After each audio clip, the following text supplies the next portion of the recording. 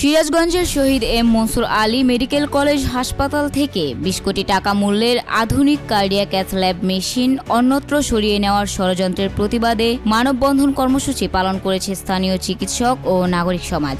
রোববার ২৬শে অক্টোবর বেলা ১১টায় সিরাজগঞ্জ স্বার্থরক্ষা ফোরামের আয়োজনে হাসপাতাল প্রাঙ্গণে অনুষ্ঠিত এই মানববন্ধনে অংশ নেন চিকিৎসক, রাজনৈতিক নেতৃবৃন্দ, শিক্ষক ও সাধারণ মানুষ। বক্তারা অভিযোগ করেন, Shaheed M Mansur Ali medical college হাসপাতাল বিশাল অবকাঠামো থাকা সত্ত্বেও বছরের পর বছর অসংখ্য পদ শূন্য পড়ে আছে। পর্যাপ্ত জনবল না থাকায় রোগীরা পর্যাপ্ত চিকিৎসা সেবা পাচ্ছেন না।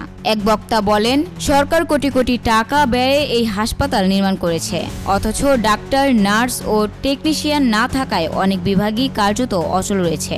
বক্তারা আরও জানান, হাসপাতালের ২০ কোটি টাকায় কেনা আধুনিক ক্যাথ ল্যাব মেশিন এখানে চালু হয়নি। এই যন্ত্রের মাধ্যমে হার্টের রোগীদের এনজিওগ্রাম ও রিং বসানোর মতো গুরুত্বপূর্ণ চিকিৎসা দেওয়া সম্ভব, কিন্তু সেটি চালু না করে ঢাকায় স্থানান্তরের পায়তারা চলছে বলে অভিযোগ করেন তারা। এটি সিরাজগঞ্জবাসীর প্রতি চরম অবিচার। এ অঞ্চলের হৃদরোগীরা এই সুবিধা থেকে বঞ্চিত হচ্ছেন, বলেন সিরাজগঞ্জ স্বার্থরক্ষা ফোরামের আহ্বায়ক ও ড্যাব জেলা সভাপতি ডাক্তার আব্দুল লতিফ।